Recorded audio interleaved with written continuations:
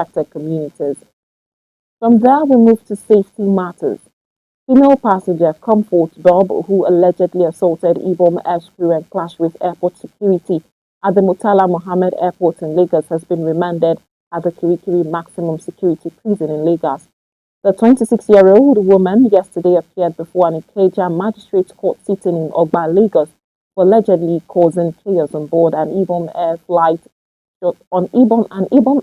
shortly after it landed at Murtala Mohammed Airport Terminal 2 Ikeja.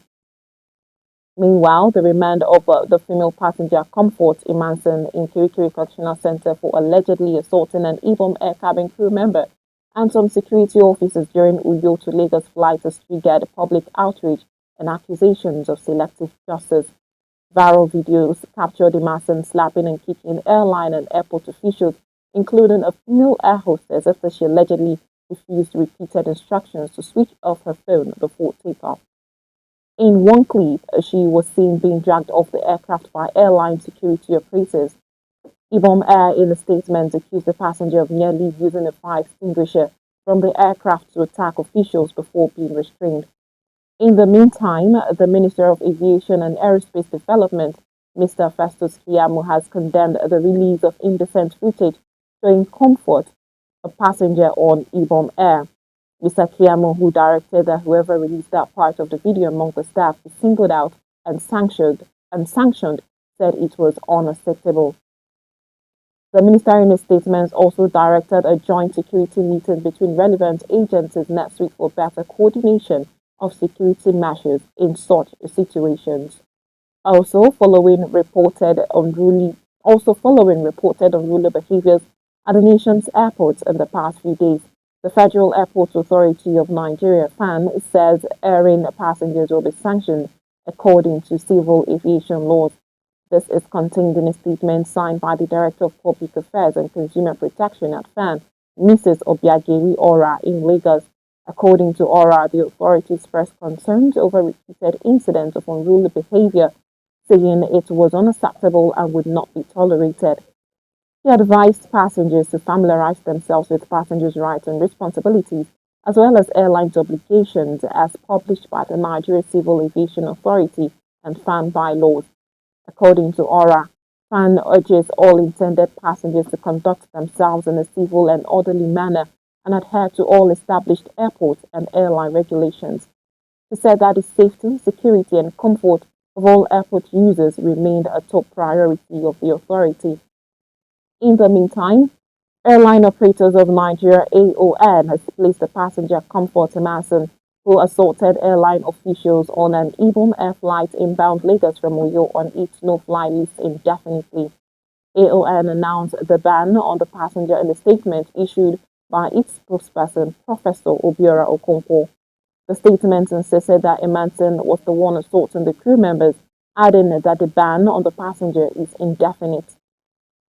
And moving over to some political matters, panic has gripped the African Democratic Congress (ADC) as the Economic and Financial Crimes Commission (EFCC) allegedly targets key members of the 2027 coalition who are working to unseat President Bola Tinubu at the 2027 election. This comes as the EFCC yesterday interrogated former Sokoto State Governor Aminu Tambuwal, a member of the coalition, over an alleged fraudulent cash withdrawals amounting to 189 billion naira. Tambuwal, who governed Sokoto State from 2015 to 2023, arrived at the EFCC headquarters in Abuja around 11:30 a.m. and was taken in for questioning by investigators. In the meantime, the Federal Civil Service Commission has ordered 3,598 civil servants who missed the 2021 verification exercise to appear for re-verification, warning that failure to do so will be taken as evidence of holding fake appointment letters. The exercise will run from Monday, August 18 to Thursday, August 28, 2025, across various ministries and government agencies, including the Federal Ministries of Agriculture, Defense, Education, Justice, Works, Information, Science and Technology, Aviation, Finance, Interior, and the State House. A document dated August 4th, cited by our correspondent on Monday, directed all affected officers to check their names on the Commission's website, the Office of the Head of the Civil Service of the Federation's website, and on the notice boards of their ministries.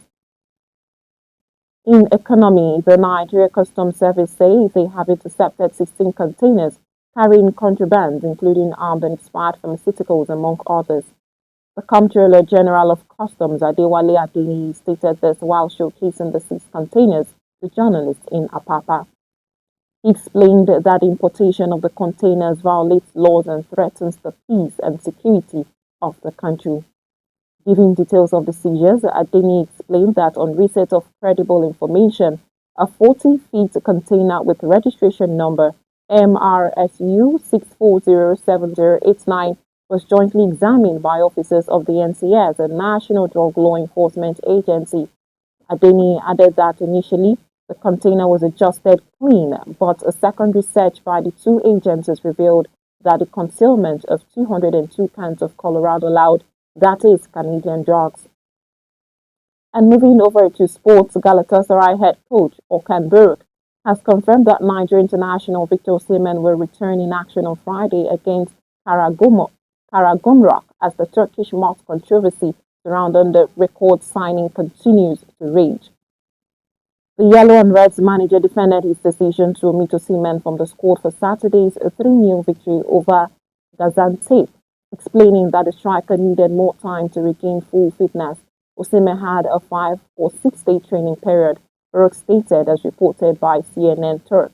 Playing during that period could have been risky for him. I spoke to him about this and he indicated he was considering resting for this match and aiming for some playing time in the next one. Now we move over to crime.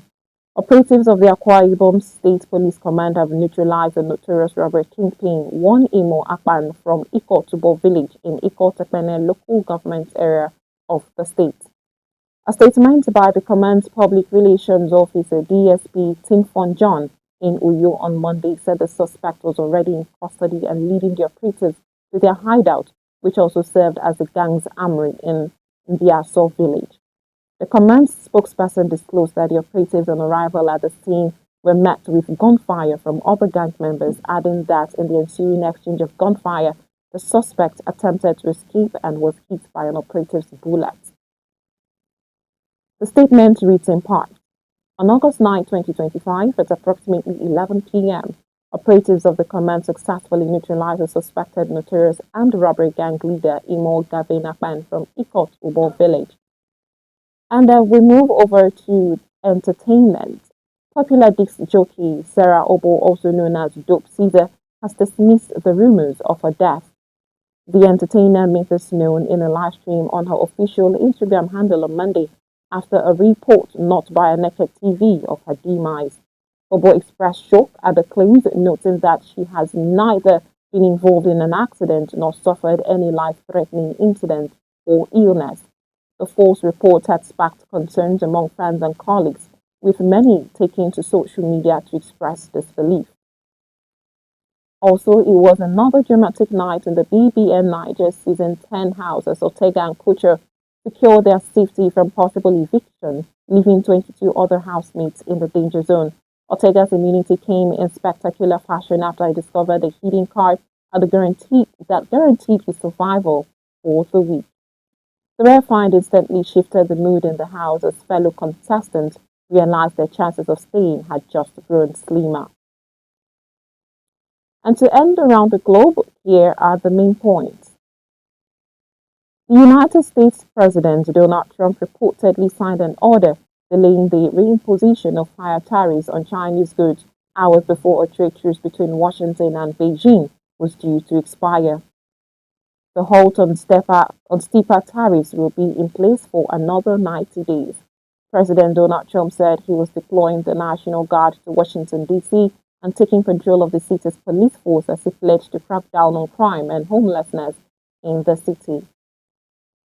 The female passenger Comfort Boat, who allegedly assaulted Ibom Air's crew and clashed with airport security at the Murtala Mohammed Airport in Lagos, has been remanded at Kirikiri Maximum Security Prison in Lagos.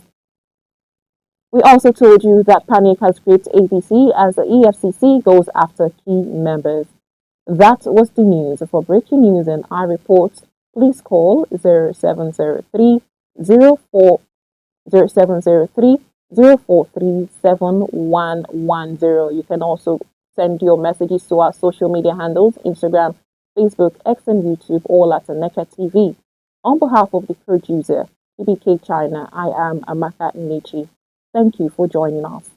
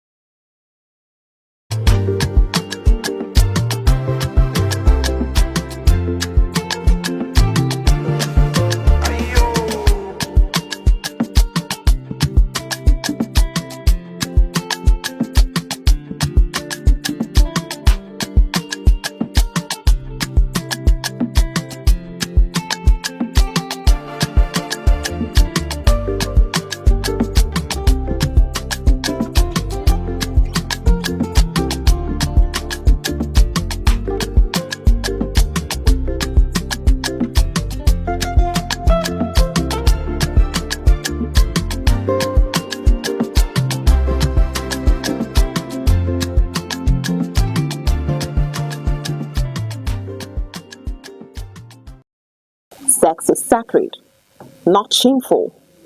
In its truest form, it is more than the body. It is soul speaking to soul, fire woven with trust, vulnerability clothed in consent. But when misused, it breaks more than bodies, it fractures spirits. That is why it must be approached with reverence, not recklessness. Let us teach to love before lust, connection before conquest. For when sex is honored, it becomes not just pleasure, but poetry. Welcome to Aneke TV, the heartbeat of culture, truth, and innovation. From breaking news to inspiring documentaries, from grassroots traditions, mysteries of life to global perspectives, we'll tell your stories. We amplify your voice and your vision. With every screen we light up, we connect, inform, and empower. It's more than a television. This is Aneke TV. We move with the world. The K-Viral Hope for the Hopeless Widows Foundation recently celebrated its one-year anniversary with a strong focus on the theme Gender-Based Violence. K-Viral is a non-governmental organization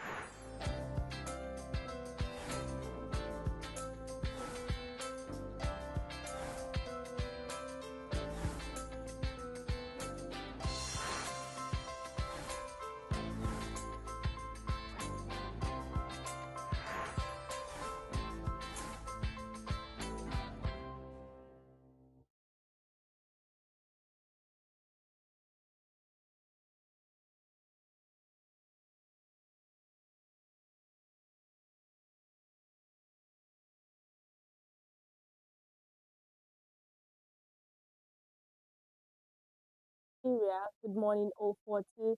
Thank you for joining us today. You're tuned into Sunrise on Aneke TV, bringing you smiles and sunshine. I am Deborah Wakuba, and I'm live on our studio at Aneke TV in Enugu. And I'm Uche Osai. Wherever you are, at home, in your office, or in traffic, thank you for letting us into your space this beautiful Tuesday morning. We're here to refresh, inform, and motivate. Today is Tuesday, August 12th, 2025. We're here with a complete lineup of news, weather, sports, trending stories, and that unique sunrise energy to start your day right. So, just relax, sip your tea or coffee, and soak up the vibes because sunrise is here. Firstly, we will start off with our quote of the day. So while we start the day, we will draw inspiration from powerful words to stay focused and driven. We've also got your complete weather report across all the southeastern states and beyond, which will help you get prepared for the day. And later, we'll take you through today's global holiday to celebrate and lift your spirits. Right after that, we will explore today's major stories from news headlines. All the key updates you need will be served hot and clear. Now to our quote of the day. Today's quote is coming from the man himself, Sam Livingston. And his quote, he says, "Don't watch the clock, do what it does. Keep going." Mr. Uche, I would like to know your opinion on this quote which says, "Don't watch the clock, do what it says, and keep going." Do what it says and keep going. So it therefore means no matter what happens, don't stop. Keep moving. When it's surely result. Always the sun grow, to try, learn, or simply be more present in whatever this code means to you. You can drop your thoughts on X, Instagram, or right here on YouTube, all at Aneke TV. And we'll go on a short break, and when we return, we'll be giving you the weather updates.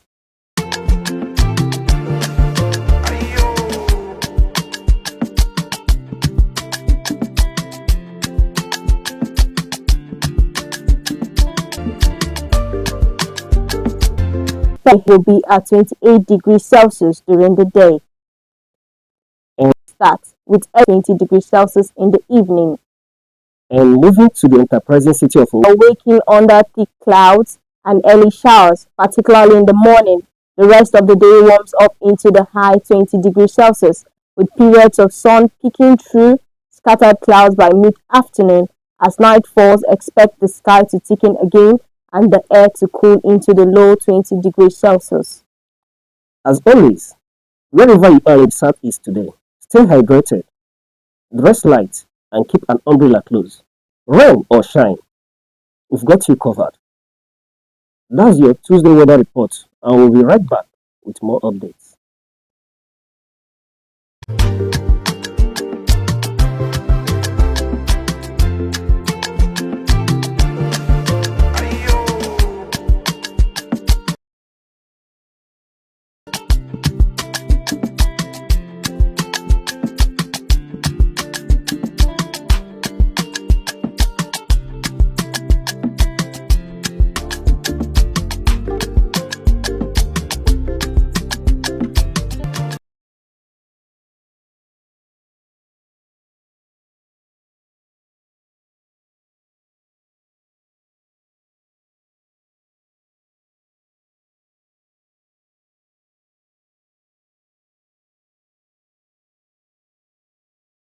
Punch, Vanguard, and Guardian newspapers.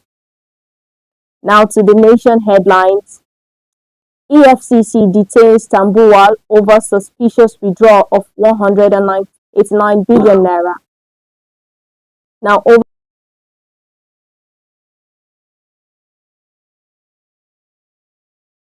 glitches. extortion as police insisted on new tinted permits, shift deadline. All right, this time. But this is on suspicion, suspicious withdrawal of 189 billion.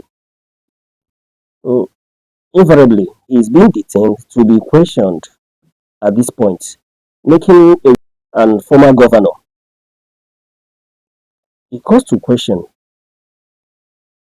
the kind of liquid cash that's in circulation, despite what was the transaction for? What was he withdrawing this huge amount for?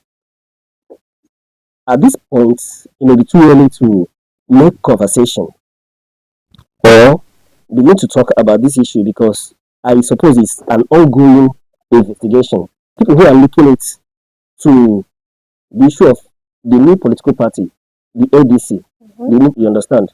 Some are raising, thinking that there is something at play here that is being targeted at the new coalition leaders. But I think at this point in time, we should give EFCC the benefit of doubt to complete their investigation. Okay. Yes. My take is with this amount, 189 billion naira, like where has this money been? And with the fact that they said Nigeria, there's no money, but yet we can see that someone is withdrawing 189 billion. All right. By the time the EFCC are through their investigation, you understand, we will know where the money has been and where the money is coming from. You understand? You know, just like I mentioned, a lot of people are shouting witch hunt, so to say. Okay, now over to the Guardian headlines. Armed headers, Boko Haram kill soldiers. Unfortunate that this issue of insecurity is still at play in Nigeria. Now the town that is in question, the same year water, where armed men went and killed lots of villagers. The same village where the president has traveled to Benin because of the killings in Benin. And I'm surprised that in this very village, and this terrorists were able to penetrate into their village and still attack the village, and were able to cut short human life. Men with ambition, men who has planned their life, who are looking forward to perhaps a better future, living their life, being cut short just like that. It calls to question what are the security measures being put in place to see that this issue does not repeat. It's less than 2 months that we've experienced this level of killing, and the same in water. Government were able to penetrate the village, go in, slaughter some people, and were able to go out again. And now begins to call to question the level of insecurity in Nigeria. What are our security teams doing? That's true. Why are we paying them? That's true. They are supposed to be a tight measure of security because why? What if they come back again? One should expect that this government, our security infrastructure should at this point have taken up measure to see that such situation does not occur again. That's true. At the end of the question is who is safe in the country. If armed men can penetrate a village where we have soldiers, we have soldiers positioned there, we have soldiers. Yes. So if that comes to question, do we resort to self-help? If the military and police cannot safeguard us in this nation, when it calls for self-help at this point in time. Exactly. So then we really beckon on the security agency, the presidency, because at the end of the day, when we talk to the governors, when you question them about security of their state, they will tell you that security is on the exclusive list. Therefore, the buck stops on the president's table. Yes. So we therefore call on the president, the federal government, that they should take urgent measures to see that such situation does not repeat itself. That's exactly. And then we have a trending story concerning the Ibom Air. We can see that on the Vanguard News headline, one of the Vanguard News paper, where they said a passenger, okay, they said a passenger, unruly Ibom Air passenger, charged to court and remanded in KK prison. Now, he said the passenger of Ibom Air was put to court because she assaulted an air hostess, rather, and then some of the security personnel. So I would like to say something, or I would like you to say something on this, because there was a case where a musician, a Fuji musician, Yes. where he stopped a plane on the runway, and also it was told that he harassed the pilots by pouring him alcohol, and also did something, harassed the air hostess too. And meanwhile, after this, there was nothing done to him, but instead, how should I say it, the lady in question who was remanded in KK prison. In other words, we can draw a collaboration from what happened, the issue of Kwam. You understand? Kwam has apologized, and I think the agency has, in the meantime, banned him from flying for the next 6 months. Okay. You understand? However, there are still people who have the view that the right thing should be done. You understand? When you disrupt the airline, there is a stipulated law that Yeah. guides the operation of the airlines and passengers. So when you're involved in such situation, there are actions that should be taken, not investigating. People of the opinion, is it because he's highly placed individual and is Yes. well connected Yes. that nothing is being done, that he's just giving an apology? However, we've heard his apology, yes, accepted, but the agency should go ahead with the investigation and necessary disciplinary actions should be taken. In this case, though, the situation could be placed at the point of the passenger who was very unruly and disruptive. And then, but again, pilots are trained to be psychologically well balanced, calm, and being able to be emotionally balanced.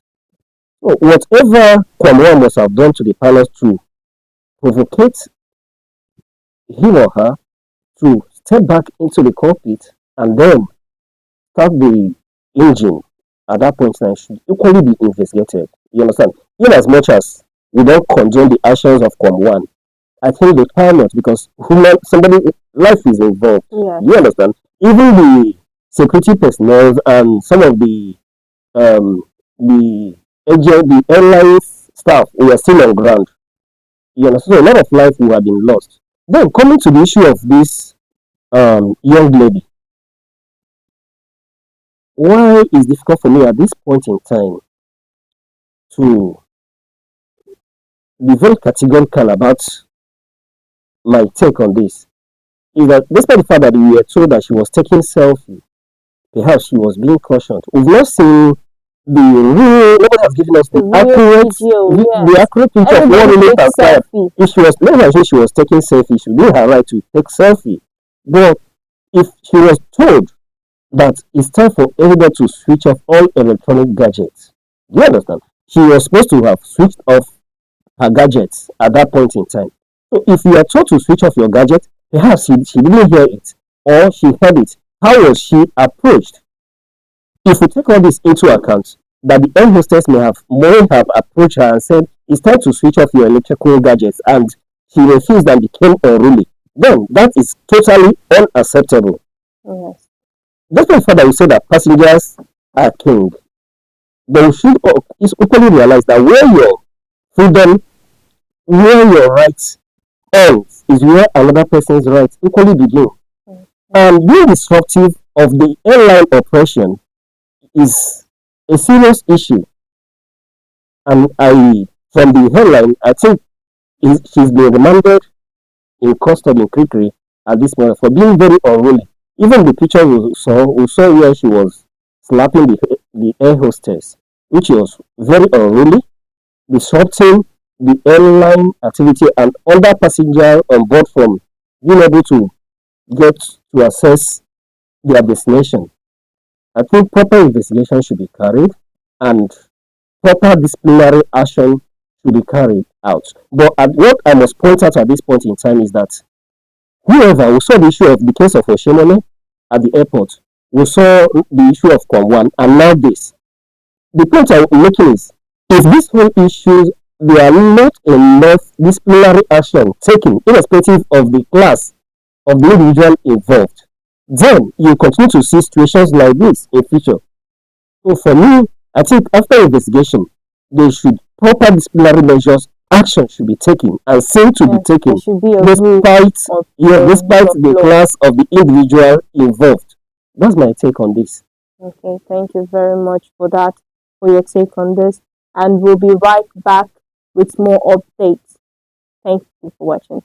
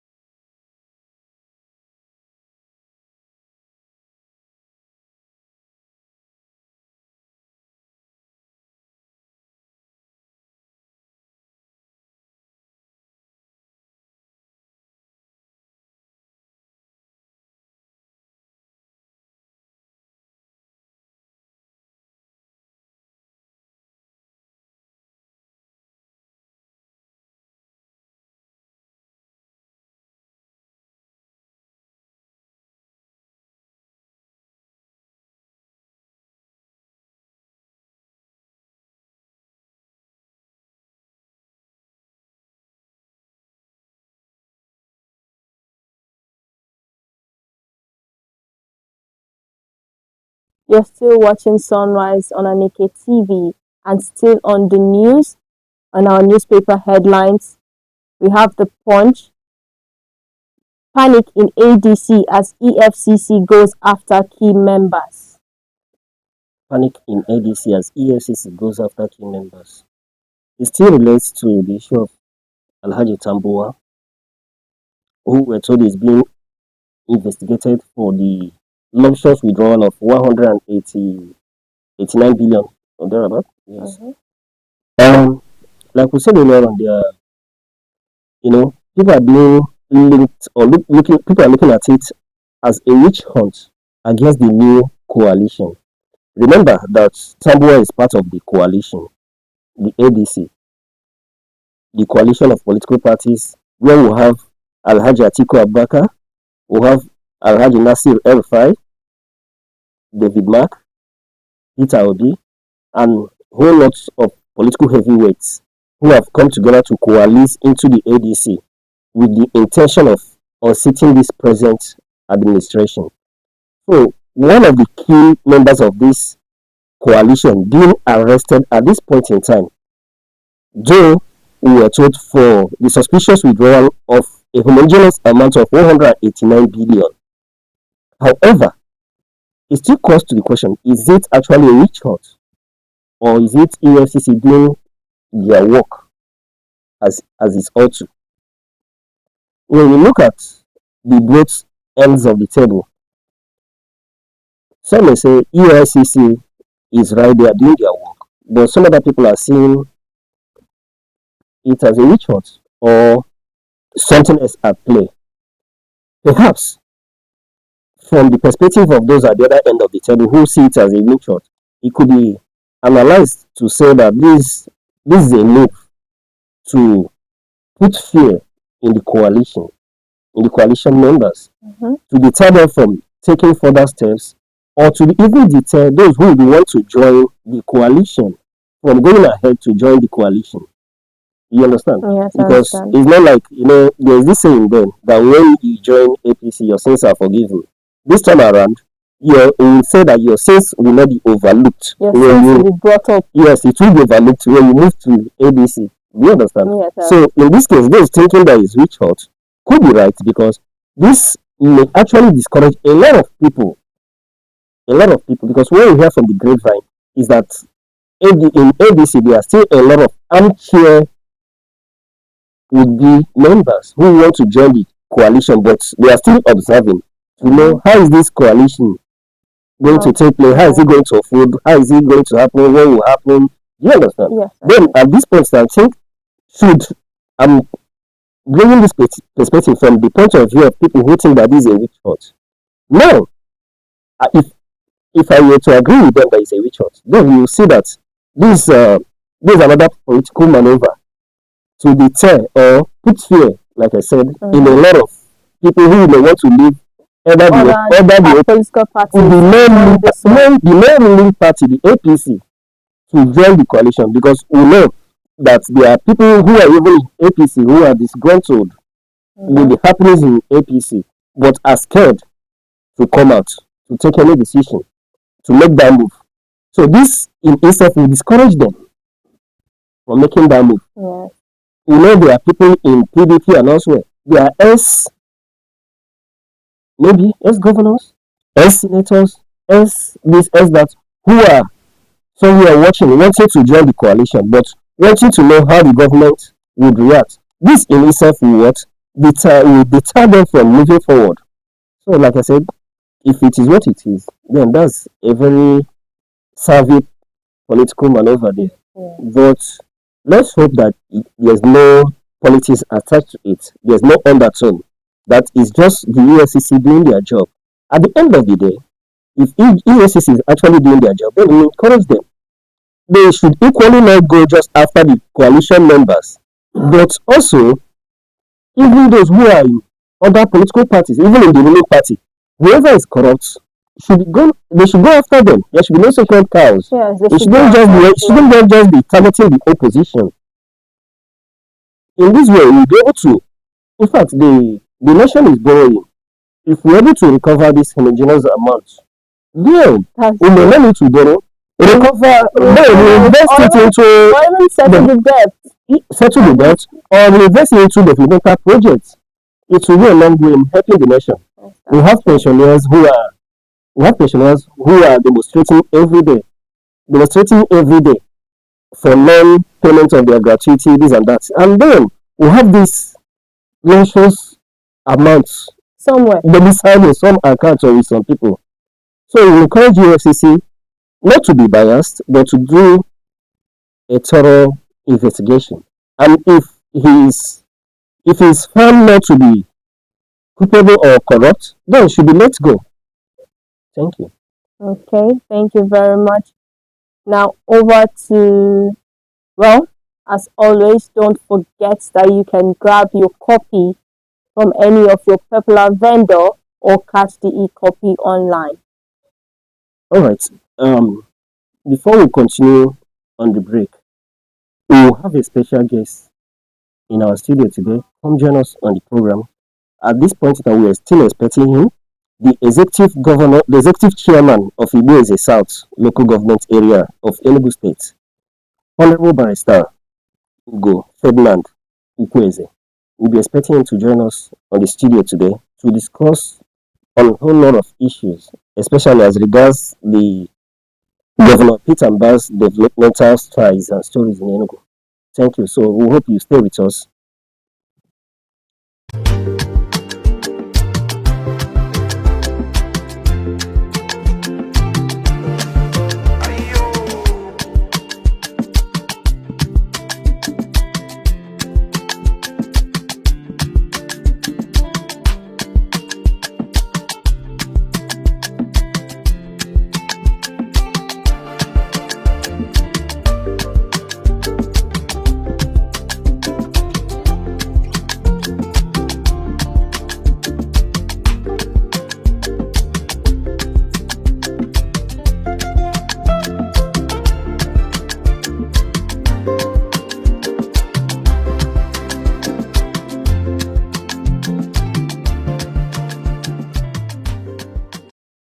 and you're still watching Sunrise on Aneke TV.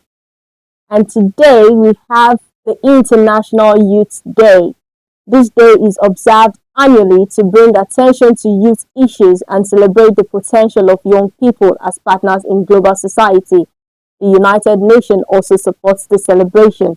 International Youth Day aims to raise awareness about the challenges and potential of young people globally. Now, this day, they are supposed to be the UN General Assembly endorsed the recommendation to establish this day in the 1999 following a World Conference of Ministers responsible for youth according to the UN activities. Events like concerts, workshops, cultural events, and meetings involving youth organizations and government officials are held worldwide to mark the day. So, let us know what you're celebrating or where you're celebrating. Tag us at Aneke TV across our social media handles on Facebook, X, and YouTube, or call 0703 043 7110. And that's a wrap on today's edition of Sunrise on Aneke TV. Thank you for waking up with us. It's always a pleasure. I am Deborah Wakuba. And I'm Uche Osai. Remember, you are not here to be average. Be bold, stay bold, and stay focused. Do have a great time. We'll come your way same time tomorrow. Thank you very Salute. much.